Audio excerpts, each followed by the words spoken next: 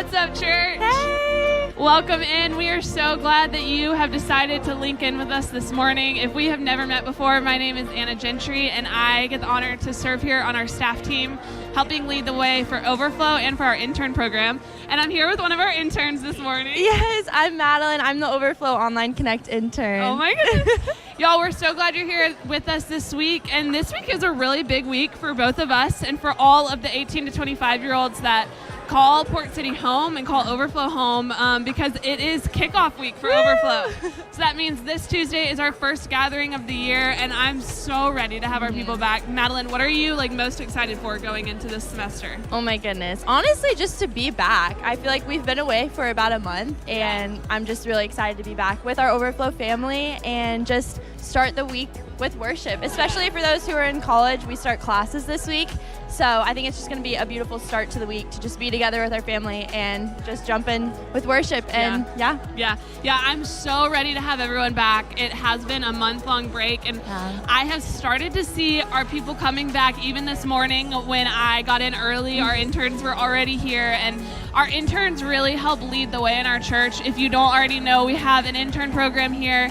where we get to walk alongside 40 interns this year and really help them, we say, serve, grow, and lead around our church, and that's what they do. They are really part of the heartbeat of our church, and so it's so fun to get to watch them every year, and we have a whole semester left with them. Madeline, you have a semester left of your internship. What are you most excited about? Oh my goodness. Well, I think last semester we really just created a family, all the interns together. And this semester I'm just excited to make more memories with our family and just grow deeper. We're going to be reading more books, so I'm really excited. And just with our huddles to discuss them. And one more semester, but it's going to be the best and really excited. So we are so excited for where we get to go together this semester.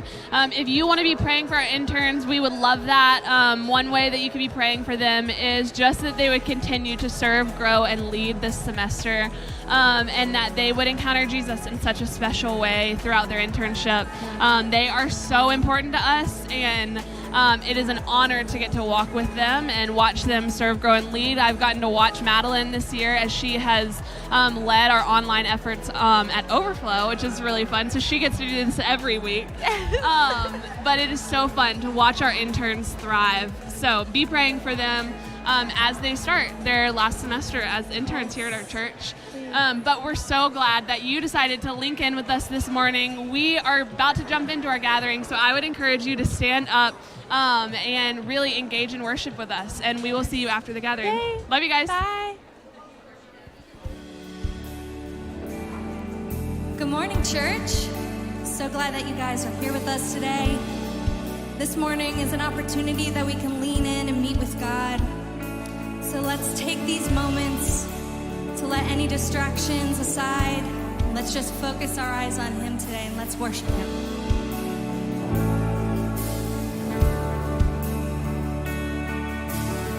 Well, let's sing together. Blessed are those who run to Him, who place their hope and confidence in Jesus. He won't forsake them. Blessed are those who seek His face, who bend their knee and fix their gaze on Jesus. They won't be shaken. Come on and praise the Lord with me. Sing if you love His name. Come on and lift your voice with me. He's worthy.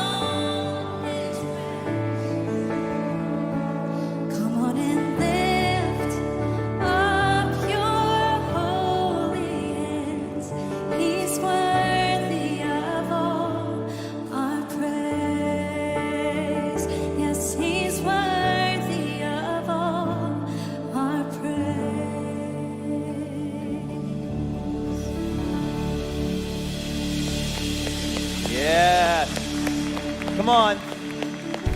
Well, good morning, church. So glad that we get to be together today as a church family on this beautiful Sunday morning.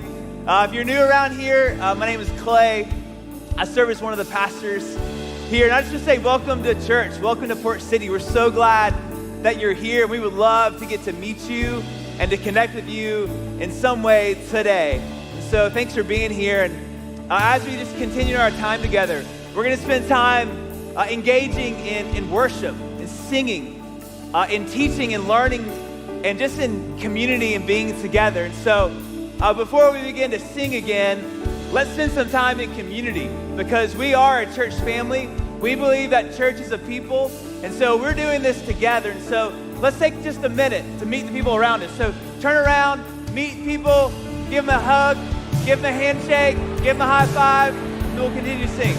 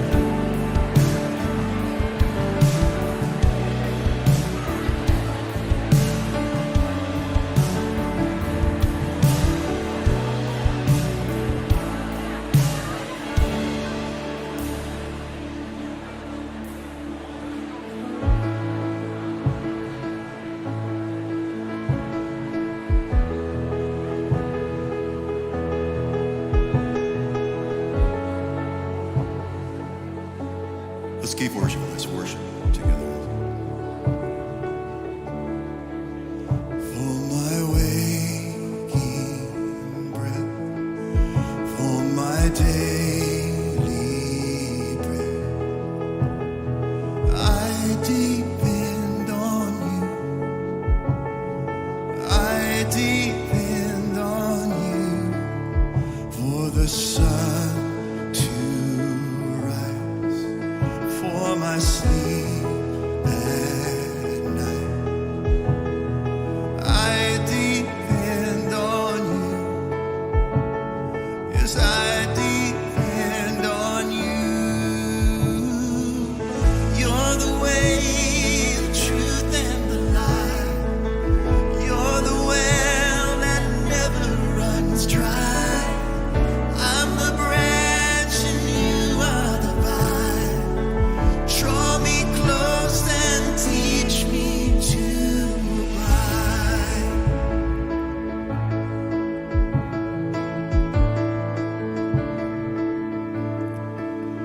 Where your spirit leads, as I'm following,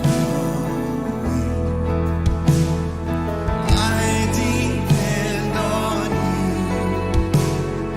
I depend on you for the victories still in front of me. I depend on you. Yes, I depend on you. You're the way, the truth, and the light. You're the well that never runs dry. I'm the branch and you are the vine. Draw me close and teach me to abide. Be my strength, my song in the night.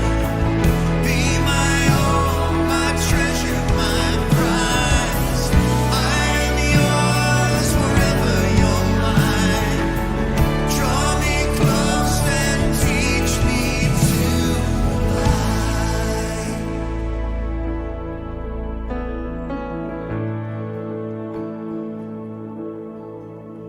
When I pass through death, as I enter rest,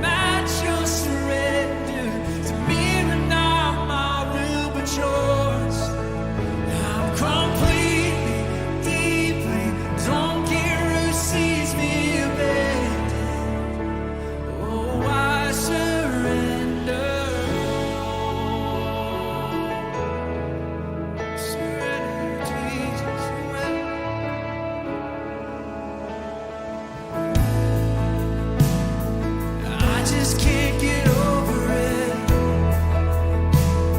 What kind of self-control this is. You had angels at your fingertips, but on the cross you remain. I can't repay this kind of love, but I can praise with everything I've got. Since death had all its power robbed, just like the grave, I'm completely, deeply sold out, sincerely abandoned. I'm completely free, hands to the ceiling and never. And my one life endeavor to match your surrender, to mirror not my will but yours. I'm completely, deeply, don't care who sees me abandoned. Oh, I surrender. I surrender. I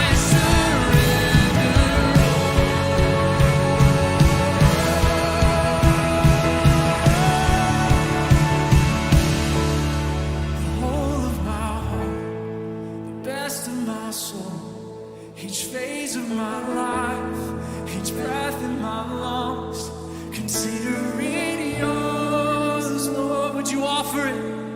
Consider it yours, Lord. The failures I hide, the victories I know, battles I fight, each crown that I hold. Consider it yours, it's yours, Lord. Consider it yours, Lord. All the glory forever, the grave that you are, the praise of the heavens, the kingdom to come. Consider it yours, Lord. Consider it yours. I'm completely, deeply sold out, sincerely abandoned.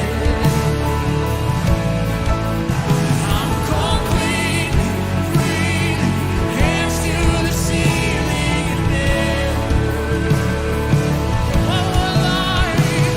My one life endeavor to match your surrender, to mirror not my will but yours.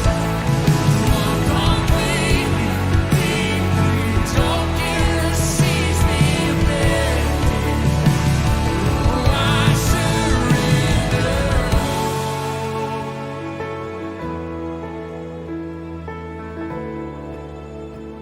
Oh, I surrender all. Surrender your will. I'm completely, deeply sold out, sincerely abandoned.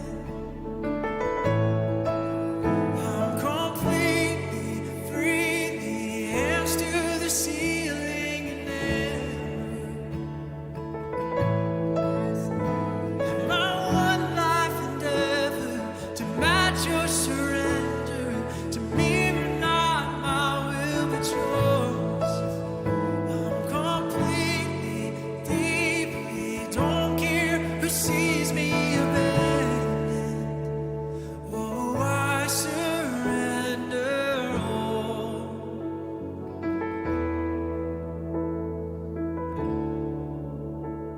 Oh, I surrender all. 'Cause you'll never leave us. We surrender all.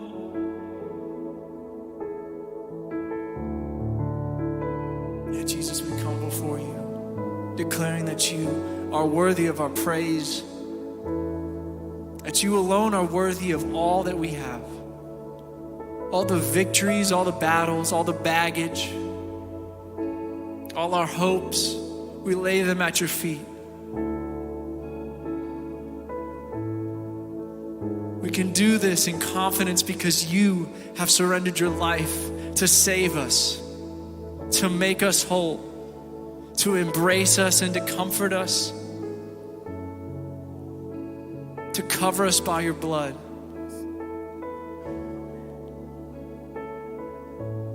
Lord, I'm challenged this morning by, if we want to surrender to your wills and not ours, then we have to know your will. We have to be so close in relationship with you, in knowing your heart, to see your will in our life, to hear your voice. So Lord, as we surrender, would you make yourself known to us? Would you draw near? We know that you will. That's what you do, God. You're always with us. And so we thank you and we praise you and we lift up the name of Jesus in this place, the only one who's worthy. Amen. Thank you, church, for singing and worshiping with us this morning. Man, that's so good. Y'all sounded so great singing those songs of abandon and abiding and just this heartbeat of coming before God and giving him our all and finding that he actually is all that we need. And I think that's such a great reminder for us today. This Sunday, near the beginning of the new year, is that God is enough. He has all that we need. As we do step into this new year as a church family, there are a lot of things kind of kicking off and a lot of opportunities for us to find our place here at Port City and to kind of find our footing, to maybe find our family. And just a couple of really great ways to stay connected to what's happening in the life of our church is number one is this monthly bulletin that we hand out every month at the beginning, and we have them available kind of all scattered around.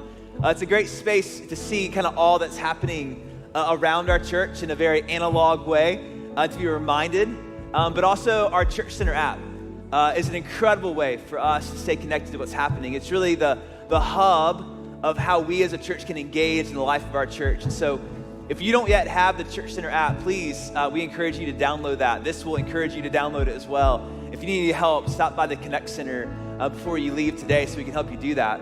And there are 3 things that I want to highlight today that are happening, that are beginning, that are maybe a next best step for you and for me. And the first one is this, if you are new to our church, or if you are looking to get more connected or involved in our church, or maybe you're just curious about Port City Community Church, Port City 101 might be the very best next step for you. And we have a Port City 101 happening next Sunday, the 18th. It starts at 10:30, it goes through the 11 o'clock gathering, and it's an amazing space just to learn more about our church, to kind of get a sense of who we are, to meet staff members, to meet some of our key volunteers, and to meet other people just like you who are kind of trying to figure this thing out. You do a tour of the building not so that you see cool things, but that you see like, this is who we are. Like, we're just like letting you in kind of to our house. And so, man, if that's you, we would love for you to consider being a part of Port City 101. And you can sign up for that on the Church Center app and find out all the details there. We'd love for you to consider doing that and being a part of that next Sunday. The next 2 things are kickoffs. The first one is that this Tuesday night, Overflow is kicking off in this room. Overflow is our ministry. Yeah, there you go. Come on. Overflow is our ministry for 18 to 25-year-olds. So if you're a college student or you're in that age range between 18 and 25, you just got to be here this Tuesday night. And church, I just want you to know that it's amazing that on a Tuesday night, this room is literally full of 18 to 25-year-olds who are trying to walk with God, with people in their life, and it's incredible. So if that's you, be here this Tuesday. Patio opens at 7. You'll get started in this room a little bit after that. And the second kickoff is our Connect groups. This Tuesday night, on the other end of our building in what's known as Studio 3, we have our Connect groups kicking off.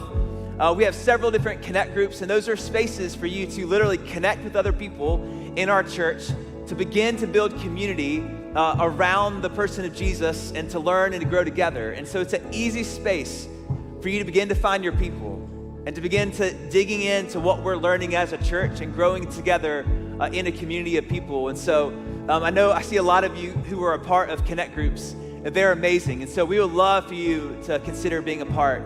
You can find out more information. You can sign up for them on the app, or if you need to, you just show up this Tuesday night, 6:30, down at the very other end, Studio 3, and we'll help you get connected into a Connect group this Tuesday night. And so those are some of the big things happening. I want to make sure that you know about those, that you can be participating in the life of our church. And so as we continue in our gathering time now, we're going to step into a time of giving, which is, again, a time to participate, to invest in what God is doing here, but it's also a moment, an opportunity to be formed, to practice generosity, to practice giving together. And so we'd love to invite you into that. If you regularly give on Venmo, just so you know, we've updated our Venmo information. And so last week, if you tried to give in Venmo and you couldn't, we understand that. Everything's updated. We've got a new handle. You'll see that in just a moment. But that is another way that you can give. And so let's take this moment to breathe, just kind of settle in, and maybe to give, maybe for the first time, or to continue to give, or maybe to be reminded of what you've already given. And then in just a moment, our senior pastor, Mike, will come out for part 2 of our series, Whole Self. Thank you, church. Let's give together now.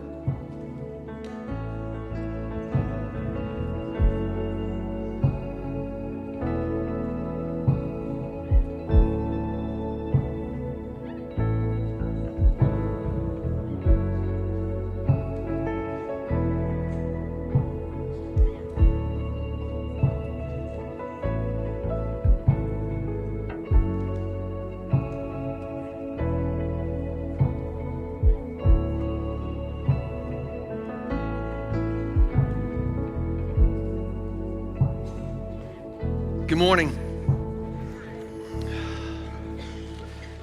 As we begin today, I want to, we're continuing a series that we started last week to kick off the year called Our Whole Self, or Whole Self. And today I want to talk about these places in our lives and in our world that are broken. And with this idea of what happens to them, how do we fill these places? How does God long to fill these places? And whenever you break something, like if you've ever broken a bone, the first thing you have to do is to stabilize it, right? It has to have some sense where it can begin to get in the right place, sit in the right way, and therein begin the healing process. And I'm always hesitant to do this because of the risk of being either misunderstood or you know the drill. But if your social feed is anything like mine, or the news cycle, the last week has just been absolute chaos. And really it's, as I was reflecting on this last night, I was sitting by myself, just thinking and praying.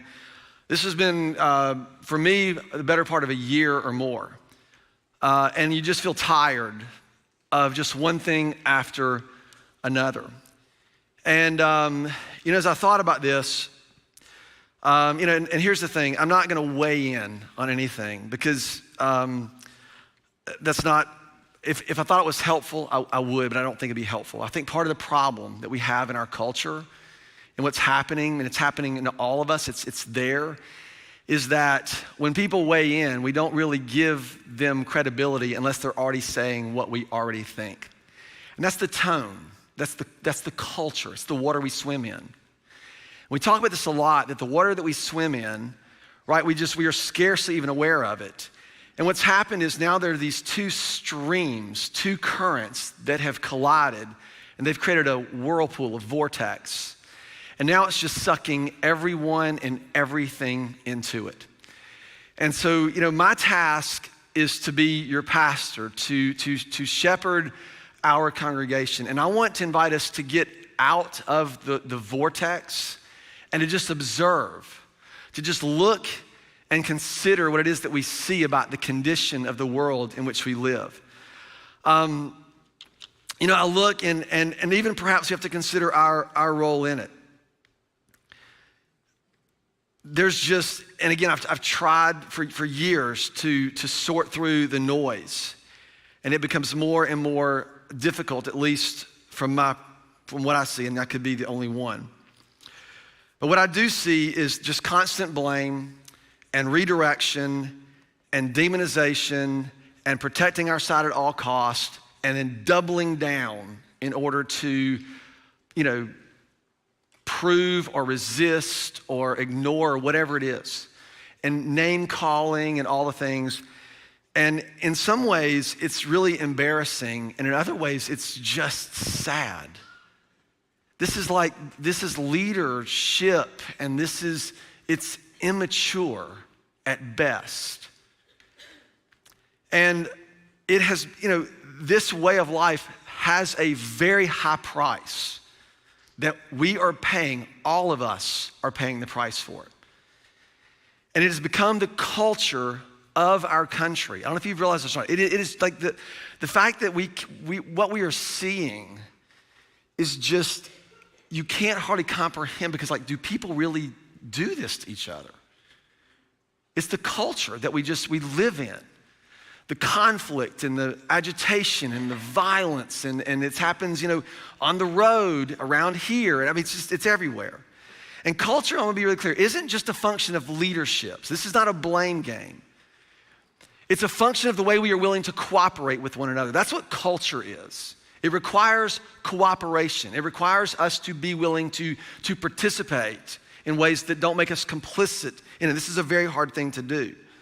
But cooperation, or lack thereof, it depends upon the kind of people that we are, that you are, and that I am.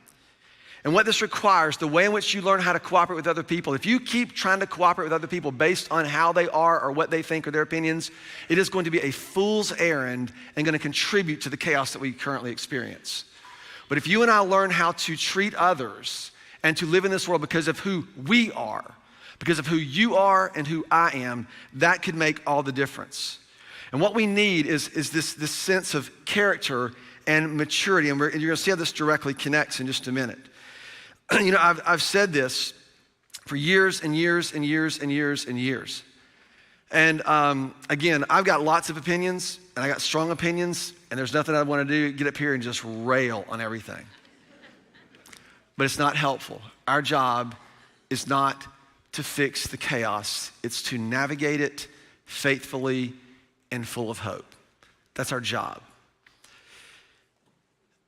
How you show up in the world matters. And that's really the point of what we're going to be exploring over the next few weeks together, really the next couple of months. Wendell Berry wrote these words in 1968, and this is just a section out of his poem, The Want of Peace. He says, "We sell the world to buy fire. Our way is lighted by burning men, and that has bent my mind and made me think of darkness and wish for the dumb life of roots." Jesus said, what would it be if you gain the whole world and lose your soul? What does he mean by this? Does he mean that if you were to gain the whole world and go to hell when you die? That's not what he means at all. He said, what if you pursued all these things and lost yourself in the process? And lost who you are to be in the process. Last week, we started this series and we talked about the fact that we have to find, the idea is not to bring balance to our lives, but to learn to live from centeredness. And this requires a well-ordered life. It's to bring, the illusion is if you just are able to see your whole life, that somehow you'll be able to live your whole life. And that's not exactly true. When we compartmentalize and divide things and fragment things, it actually undermines our design to bring our whole self into the world in which we live. And I want to just show you this again. This is about way of review. But last week, if you've been around, I draw these little stick figures, but they're not stick figures. They're little heart men. I've got actually a whole library of them. Sorry, I'm a little nervous, so my hand's a little unsteady. I draw them like this. I'm actually make it just a little bit bigger. What did I just do? I just erased everything on my iPad. Perfect. So Jacob, Turner, if you guys want to come up here and put everything back in, that would be awesome.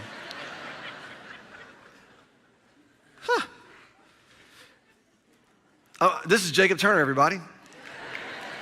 So I'm gonna keep going, because this first little bit will be for you. So I told you I was nervous. So here's what I mean. In ordered life, and I want to we're going to talk about this for the next couple weeks, but what I mean by an ordered life is that everyone has a governing relationship. It's a governing relationship that gives you or provides for you an ordering identity, some way that you are going to show up in the world. And here's what I mean by that. By orienting identity, I mean who you and I believe that we are is how you show up in the world. Like it really comes from this source, like this deep place inside of us. When Proverbs says to guard your heart, it says to do this, but guard your heart because from it flow the well springs of all of life. Like this is where you live from.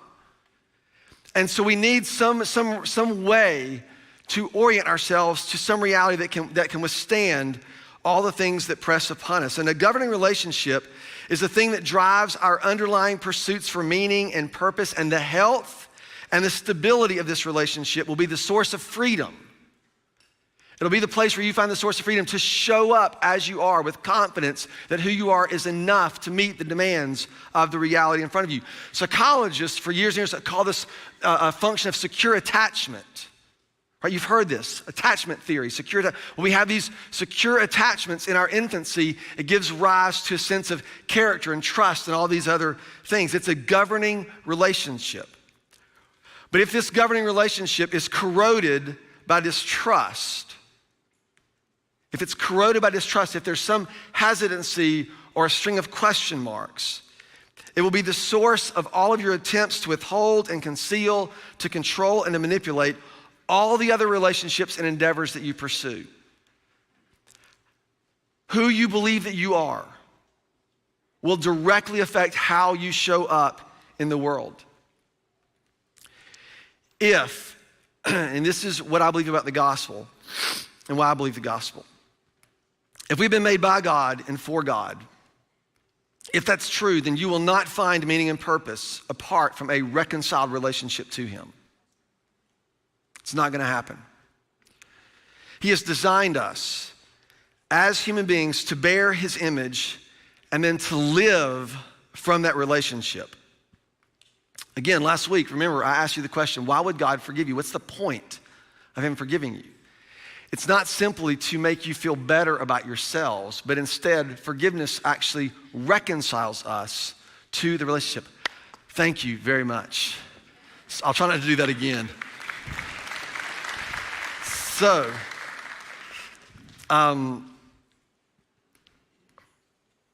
see how this works. Boom, there we go.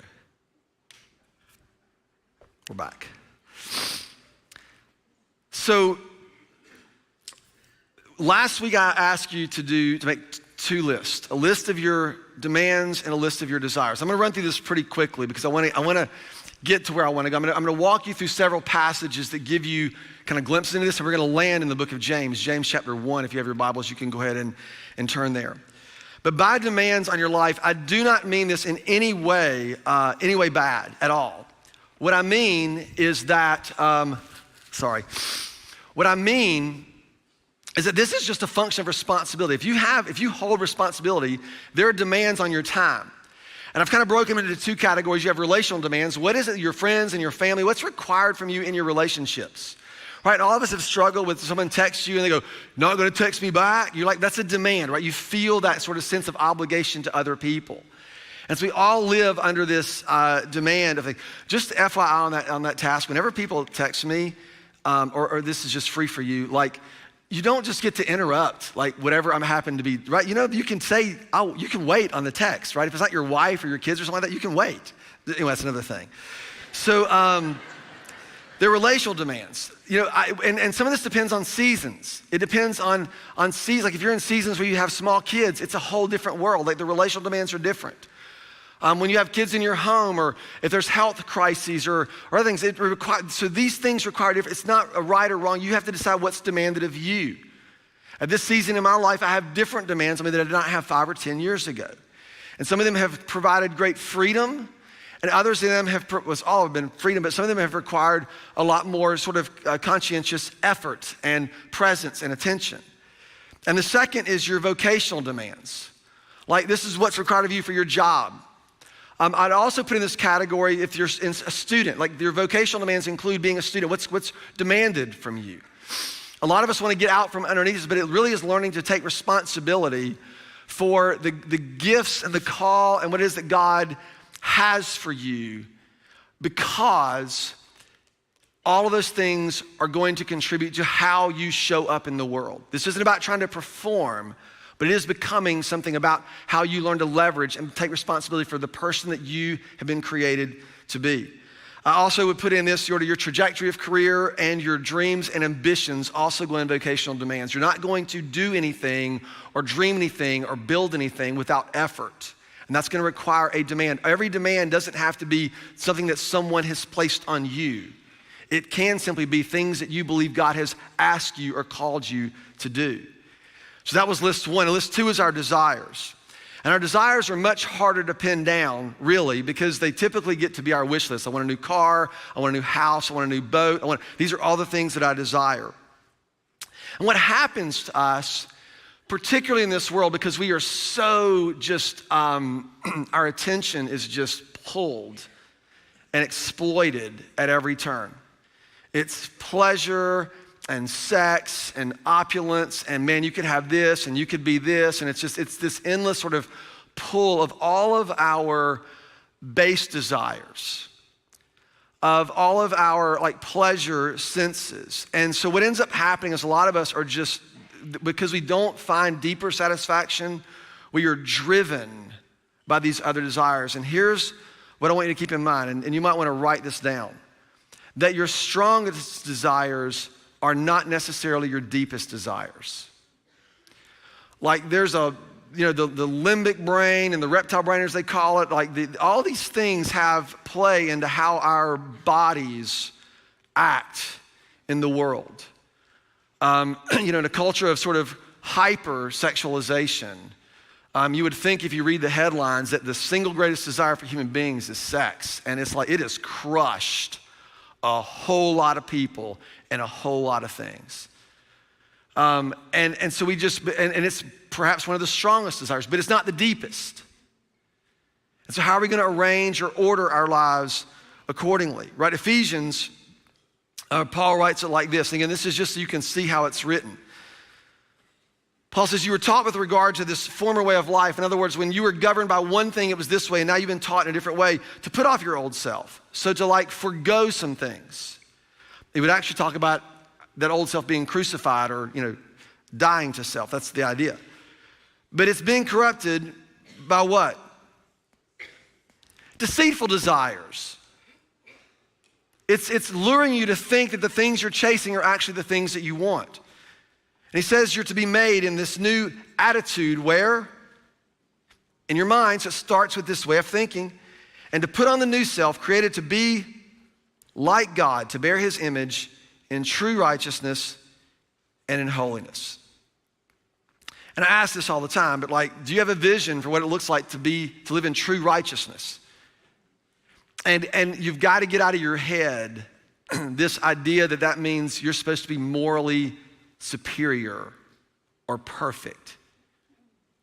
Do you need to be moral? Yeah, being moral is like basic human behavior.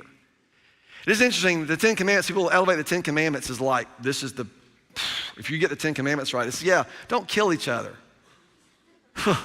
That's a tough one, right?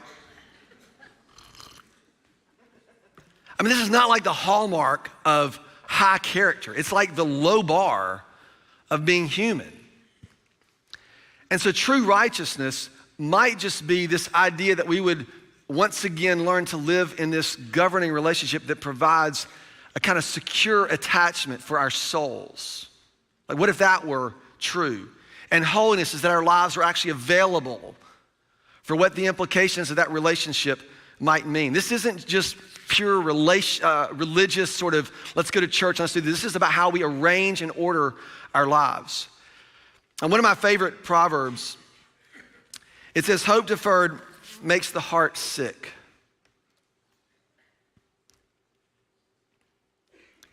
But a desire fulfilled is a what? A tree of life. Now, most of us have felt the sting of hope deferred. You wanted the promotion, right? You wanted the job. You thought this relationship was going to work. You thought this thing was going to happen, and it didn't. And you're like, I'm sick over this. And what we tend to think then is that getting what you want is a tree of life. That is not what this proverb is talking about.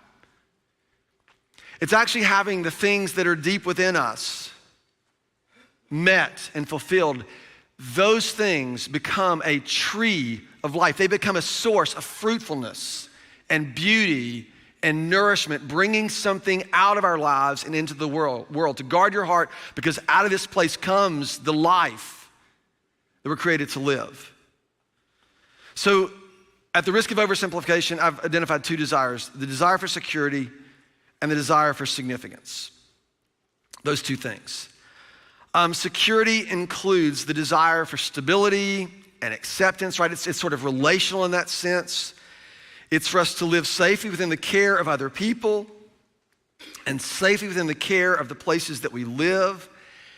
And in that, we want to be free from anything that undermines our own sense of security. And so what we do is we build ways to protect ourselves. I'll leave it there for now. And this desire for significance. We have been created, you have been created for meaning and for purpose and to contribute something. And we are terrified that somehow our lives won't matter.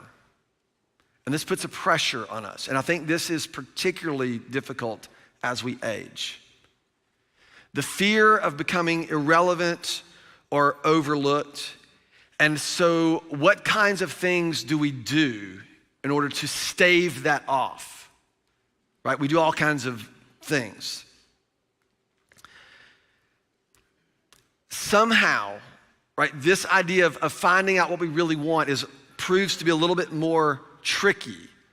And so we oftentimes find ways to do what it takes to be accepted or to keep people in our circle, right? And this often plays itself out in a life that is devoted to how people perceive us or approve of us. And the way that you and I pursue those things will determine how you show up in the world.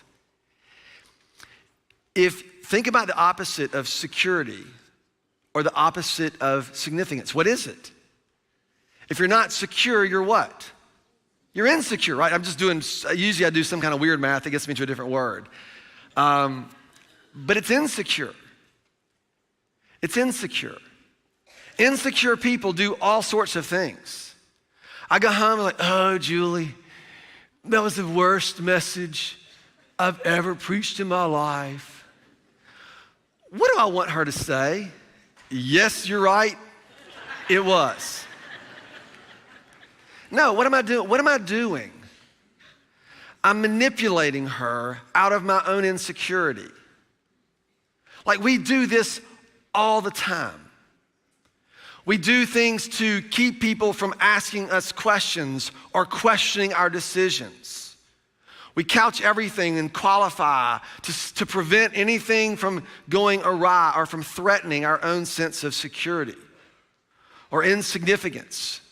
We inject ourselves into anything and make sure that we will never, ever, ever. This is honestly one of the hardest things about the season of life that I'm in as I start to look and our leadership gets better and better and better at all the different levels in our church. And we have been working on this for 5 years, or really longer, but acutely for the last 5.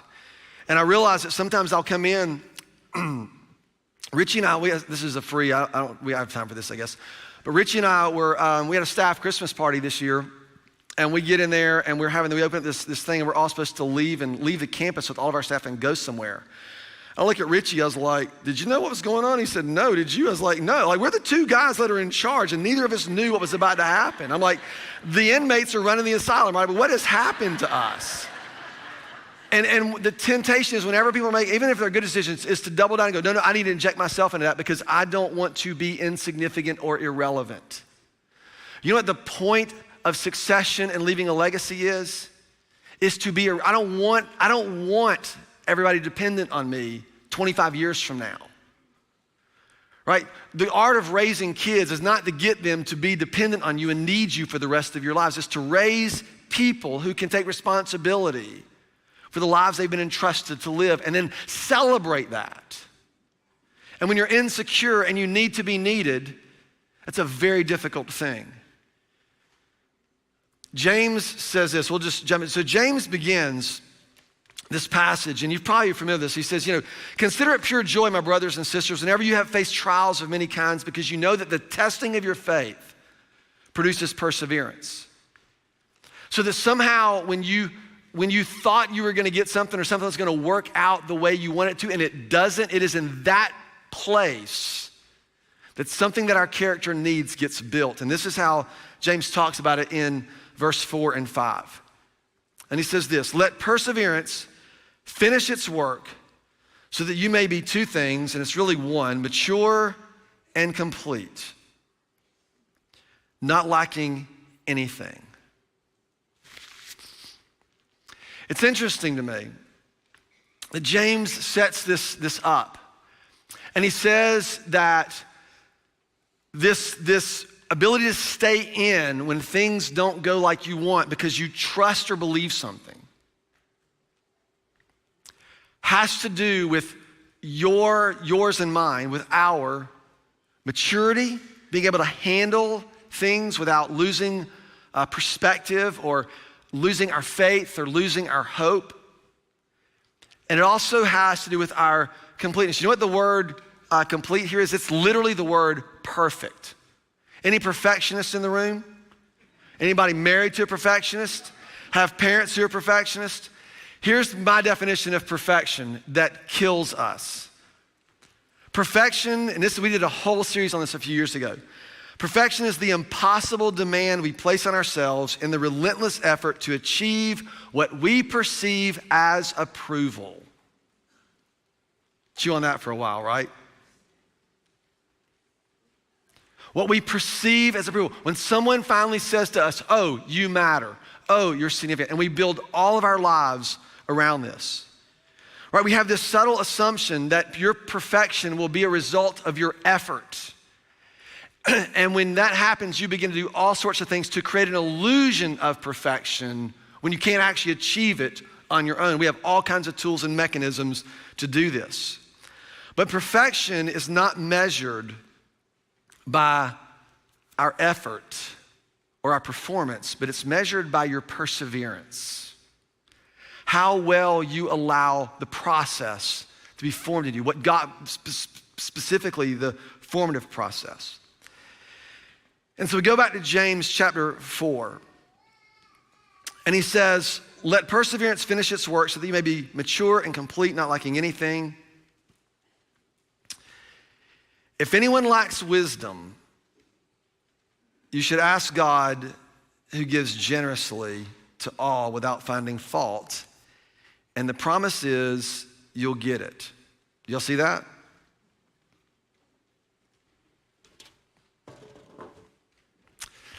I'm thinking, do you notice what just happened? There was a switch. Something shifted. Did you see it?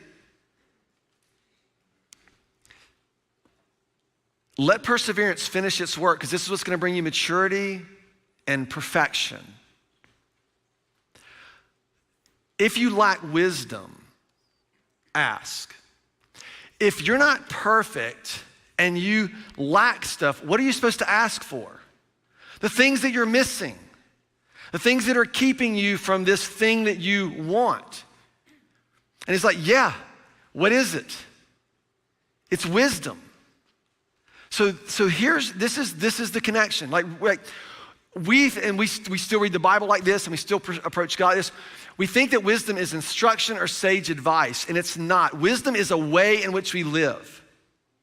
What you're asking God for is not, can you give me 3 bullet points that I can make my life work better, which is what most of us end up thinking this is about. And so he says, God, can you give me a way of life that I can arrange my world around to experience, to stay in, and to not quit or to not stop short?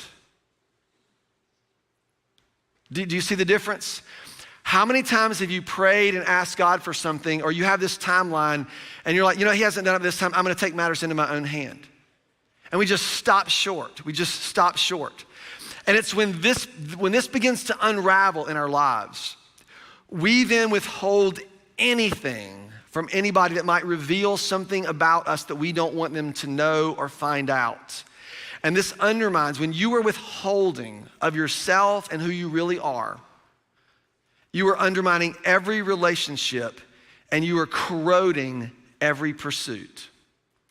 Because you can't even succeed well. Do you know why? Because you're trying to prove something to someone else for something else. You're not contributing, you're proving, and that's a different model of life. To offer ourselves, to bring ourselves. I've known people who,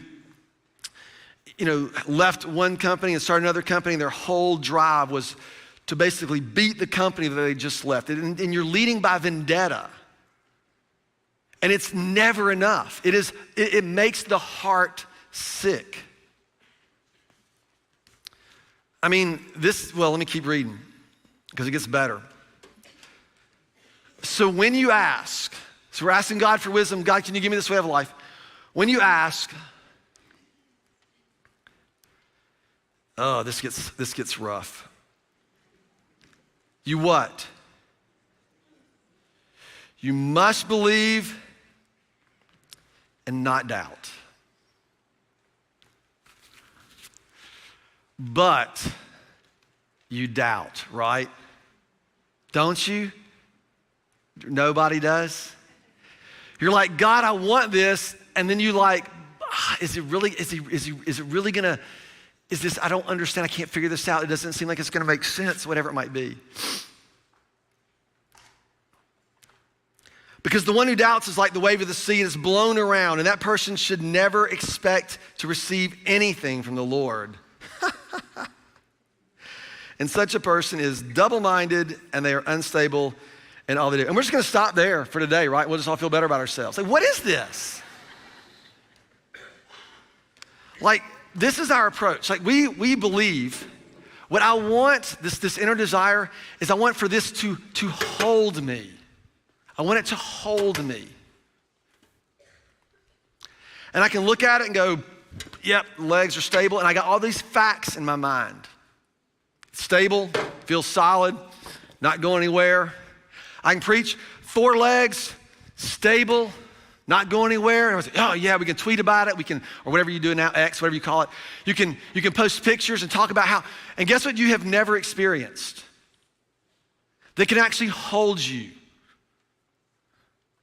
The one who doubts, this is not about certainty, it's about trust. See, we try to build a list of facts that make us more sure that God can actually hold the weight of our lives. And he says, the one who doubts is like a wave that is shifting around because I can do this. But guess what happens if you knock this over? Still up.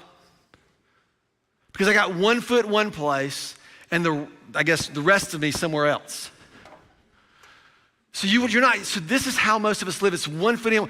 We're always hedging our bets. So God, if you don't work out, I'm still good. The only way to experience this is to put the full weight of all that you are onto the thing that you believe. If not, you're double-minded and you're unstable in all of your ways, right? I'm gonna keep going.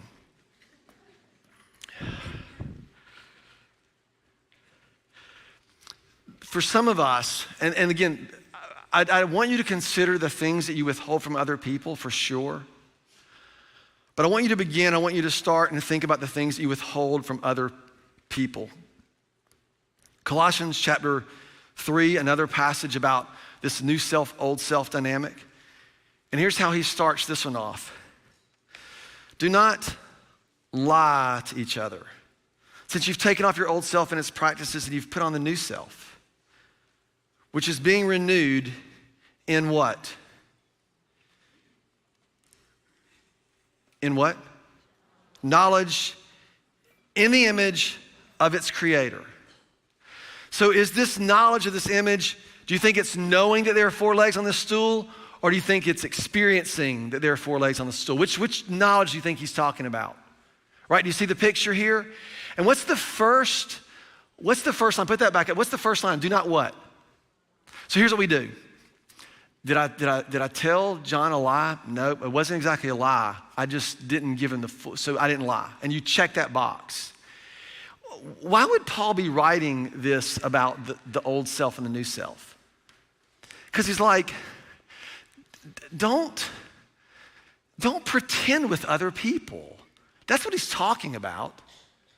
He's not talking about, were you really, at McDonald's when you said you were at McDonald's? Like, that's not what he's talking about. He's talking about all the things that we withhold. The very act of withholding first to God and then it just plays out with other people is exactly the kind of patterns that keep us stuck chasing all the things that just never satisfy. And this is a condition of a heart that is sick. So what is it that we do? The problem I think that we face in this world today is that we can create false security for ourselves, and we can create the perception of significance for ourselves. The number one job pursuit of the next generation is to be an influencer, which is fine. But what I think people really mean is I want to be famous for all these things without really having to be responsible for them. And that's a whole different, like, influence is not people listening to what you say. Influence is about taking responsibility for the implications that what you say has on other people. And that's where we have lost the understanding of influence. And that's a whole other message. But the kind of instability that we can live with is chock full of excuses and people to blame, and I hear it all the time. All the time. Well, this person, and if they would have, and this person, and that, it's always something else, someone else, if this, if that. And like I said, you can live like that for a long time. It is a symptom of the heart being sick.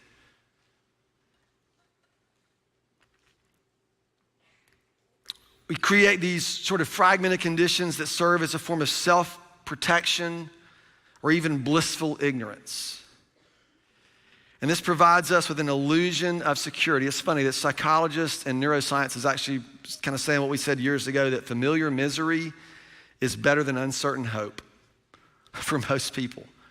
Because our brains, our physiological brains, treat uncertainty like a threat. And we go, let's figure this out. And what I want to submit to you and kind of point our time towards is that and we're going to talk more about significance next week, but security is not in how well you can shore up your life. Security is first and foremost relational. And it begins in all the subtle moments of learning to trust the governing relationship that can actually sustain you. You know, it's interesting.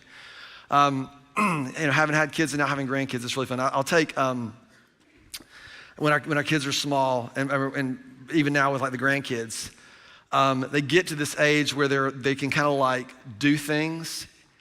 And there's a game they like to play where they'll sit in your lap and they want you to fling them backwards. And they fall in their head falls into your hand, and then you pick them back up, and and you fling them back, and she will sit there and she'll just fling herself. I'm like, I don't think you understand. She says, I do understand. I understand that I can trust you, and I can fling. And they call this, right, attachment. What is it? It's trust. It's building trust. I am safe in this relationship. And guess what it translates into? You have to tell your kids that every person is not as safe as their parents are, right? You have to teach them some stranger danger, right? Because if they think they're safe with you, they're gonna think, oh, they're safe with everybody. It builds something in us that affects how we show up in the world. Now, we need wisdom, right? That's what we're asking for, wisdom. But this is not a free-for-all. So it requires discernment, wisdom. We're going to talk more about that. But the first thing I want to acknowledge is that this, what you and I first and foremost need is the security of a relationship that can actually support the full weight of your life, of your longings and your desires, which includes your disappointments. And safe relationships require deep trust, not an impenetrable fortress. And that's how some of us have learned to live. Proverbs chapter 9, verse 10. The fear of the Lord is the beginning of wisdom. A lot of us read this and think, this isn't about being afraid or terrified. It's about seeing God as God. You know, I've seen t-shirts like, Jesus is my homeboy. Like, he's not your homeboy. God is not the big man upstairs. He is the creator of the universe. He is God. He is unlike anything that we can fathom, and it's marvelous, and it's beautiful, and it's terrifyingly so. It is in seeing God as he is, which is, at least from my perspective, is at best incomplete. Like we're just glimpsing. But the fear of the Lord is the beginning of wisdom. So this thing we're asking for begins, this way of life begins when we see God, we encounter him, and recognize that he is God and he has made us for himself, and our hearts will not be satisfied in any other way. And then what does he say next? Look at this. The what? The knowledge of the Holy One is this view into the way things are. What kind of knowledge do you think he's talking about? Oh, right? Or is it? He can actually hold the weight of your life. But the one who hedges their bets, it's not because he's withholding from you. It's because you're withholding from him. Do you see the difference? This is still the same. It's my unwillingness to trust it with my weight that prevents me from experiencing it. The reason faith matters is not because God's like trying to see how sincere or genuine you are. It's not a litmus test. It's that trust is the only way for us to actually experience relational security. Everything else is unstable and double-minded.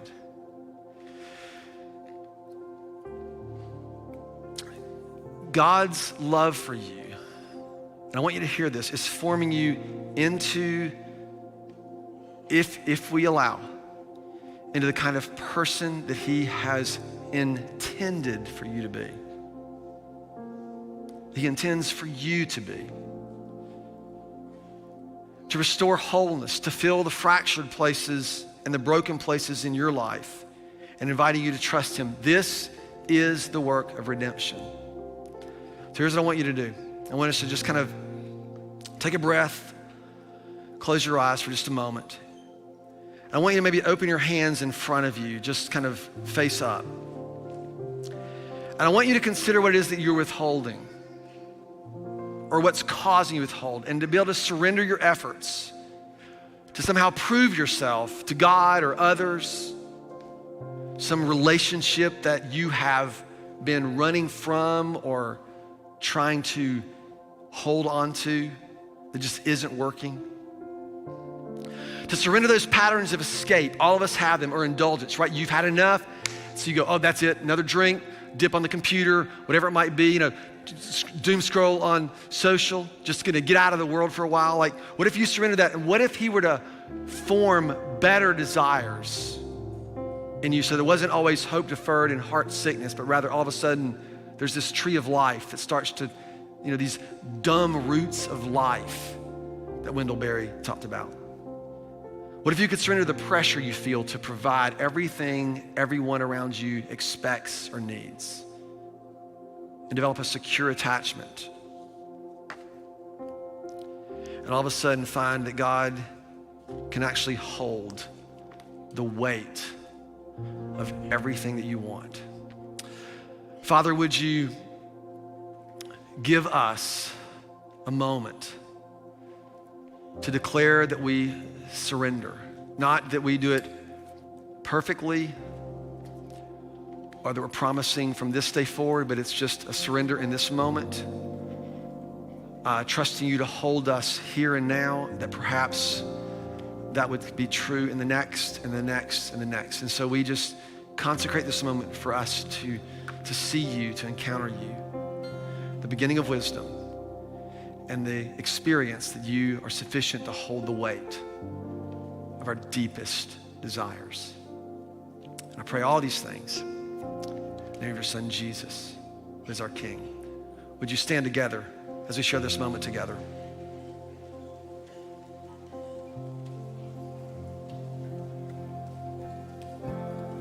The whole of my heart, the best of my soul, each phase of my life, its breath in my lungs, consider it yours, Lord. Consider it yours, Lord. The failures I hide, the victories I don't, the battles I fight, each crown that I hold, consider it yours, Lord. Consider it yours, Lord. All the glory forever, the grave that you won, the praise of the heavens, the kingdom to come. Consider it yours, Lord. Consider it yours.